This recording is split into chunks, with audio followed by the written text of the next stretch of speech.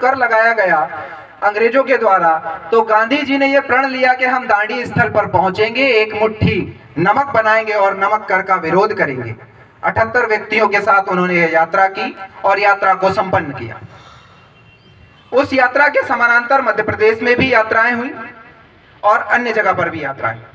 इस प्रकार से विभिन्न प्रकार के अधिनियम जो भारत पर थोपे जा रहे थे आजादी की लड़ाई में, उनका अहिंसात्मक ढंग से विरोध करते हुए भारत को आजादी दिलाई।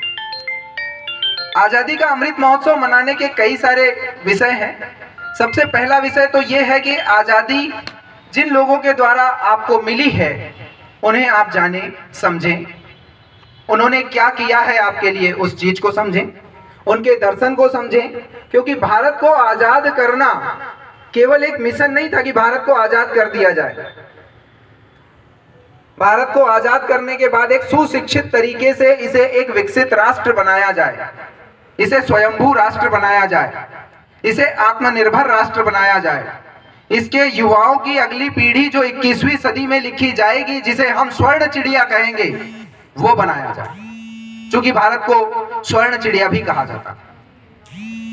आजादी के अमृत महोत्सव में इतिहास के पन्नों पर अगर प्रकाश डाला जाए तो हमने वो इतिहास पढ़ा जो हमें लिख कर दिया गया था।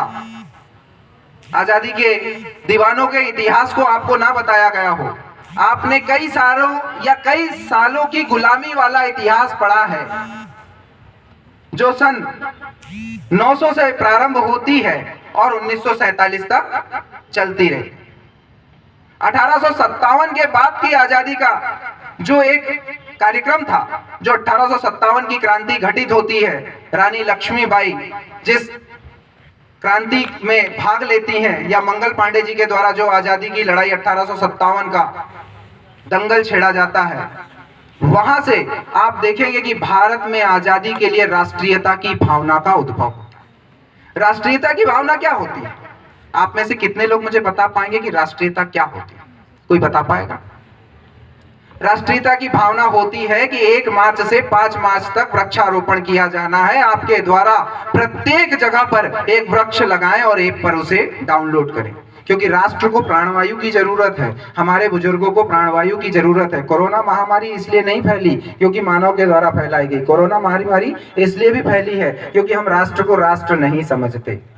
जब राष्ट्र को राष्ट्र समझा जाएगा तो एक राष्ट्र विकसित होगा और वो राष्ट्र विश्व में एक नए मॉडल को प्रस्तुत करेगा और वसुदेव कुटुंबकम की अवधारणा को बताया जाएगा, जो राम राज्य में बताया गया। तो स्वच्छ भारत अभियान एक ऐसा अभियान प्रारंभ किया गया।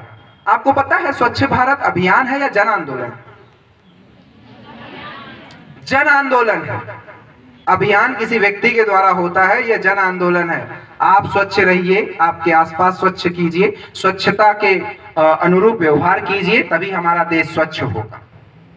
बहुत पहले कहा जाता था कि गंगा के किनारे नहाने जाते हैं, गंदगी पड़ी रहती है, और यहाँ तो इस प्रकार की चीजें, क्योंकि इतने बड़े देश को स्वच्छ करना है, विविध प्रकार की संस्कृतियों को स्वच्छ करना है, विविध प्रकार के धर्मों को स्वच्छ करना है, विविध प्रकार के आयोजन होते हैं, और ऐसे आयोजनों में अगर हमें स्वच्छता की धारणा या विचारधारा को प्रस्तुत करना है तो जन आंदोलन को रखना होगा। इसलिए जन आंदोलन को रखा गया। तो ये उस पृष्ठभूमि से निकल कर आते हैं। ये आजादी का अमृत महोत्सव वर्तमान में उस पृष्ठभूमि से निकल कर आता है। अगर आजाद भारत आपको मिला था तो ये आजाद रहेगा, परंतु आपके दिल में, आपके हृदय में, आपके मानसिक विचारों में राष्ट्रीयता की भावना हो, तभी तो हम आजाद रह पाएंगे। कहते हैं कीमिया के कीचड़ से यूरोप का निर्माण हुआ था, आज उसी कीमिया के लिए यूक्रेन पर आक्रमण किया जा रहा है। कीमिया के कीचड़ से यूरोप का निर्माण हुआ था, आज उसी कीचड़ के लिए यूक्रेन पर आक्रमण किया जा रहा है। और देखिए वहां के प्रेसिडेंट अपने देश को नहीं छोड़ते हुए क्या कर रहे हैं? गन उठाकर विरोधी राष्ट्र के सामने खड़े। एक और उदाहरण देना चाहूंगा। अफगान में तालिबानियों का अधिकार हुआ तो वहां के आईटी मिनिस्टर वहां देश छोड़कर चले गए, और जब गए तो एक फोटो वायरल होता है कि वो पिज्जा बेचते हुए पाए गए फ्रांस में। तो जो देश के लिए लड़ेगा वो शहीद कहलाएगा, जो राष्ट्र के लिए नहीं लड़ेगा वो विभीषण कहलाएगा। तो राष्ट्र के लिए लड़ना होगा। राष्ट्र की कोई जाति नहीं होती, राष्ट्र का कोई धर्म नहीं होता, राष्ट्र का कोई लिंग नहीं होता। आदरणीय देवी प्रतिभा पाटिल राष्ट्रपति बनी, हमने क्या उन्हें राष्ट्रपतिया कहा? इंदिरा गांधी जी प्रधानमंत्री बनी, हमने उन्हें लिंग अनुरूप व्यवहार किया? नहीं किया। तो राष्ट्र की ना कोई सीमा भी नहीं होती है। अगर आपको कहा जाए कि राष्ट्र की कोई सीमा होती है, तो राष्ट्र की सीमा नहीं होती है, देश की सीमा होती है। देश हमारा भारत है, राष्ट्रीयता क्या है? भारतीय। अगर अमेरिका में भी रहोगे तो भारतीय कहलाओगे, क्योंकि आपकी राष्ट्रीयता भारतीय है। और इसी राष्ट्रीयता को जिंदा रखने के लिए 25 जनवरी 1950 को निर्वाचन आयोग का गठन किया गया।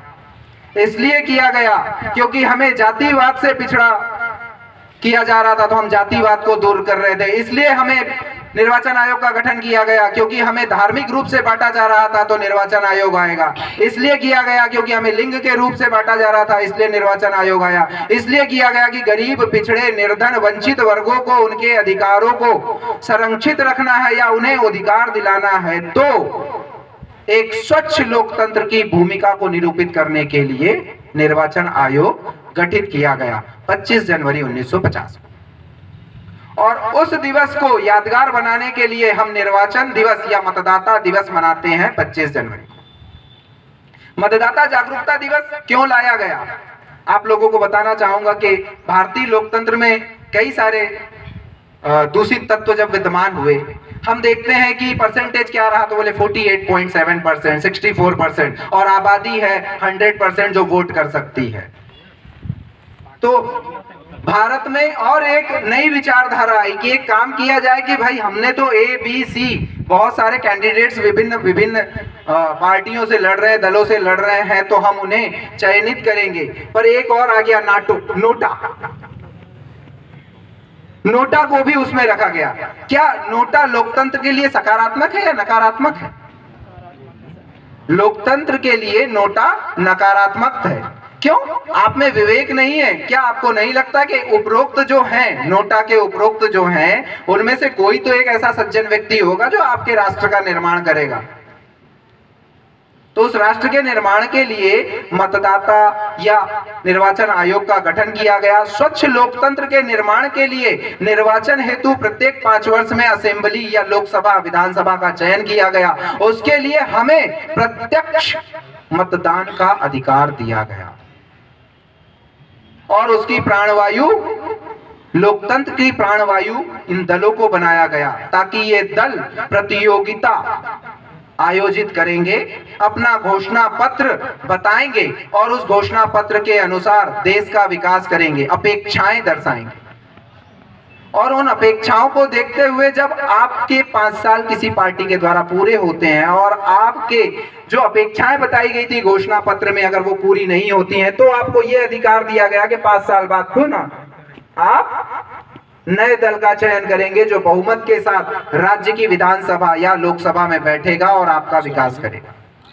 वो विकास कहां से प्रारंभ होता है? तो आज आपको सरकार की भूमिका बता देता हूं। मां की कोख में पलने से शिशु या मां की कोख में पलता हुआ शिशु से लेकर मृत्यु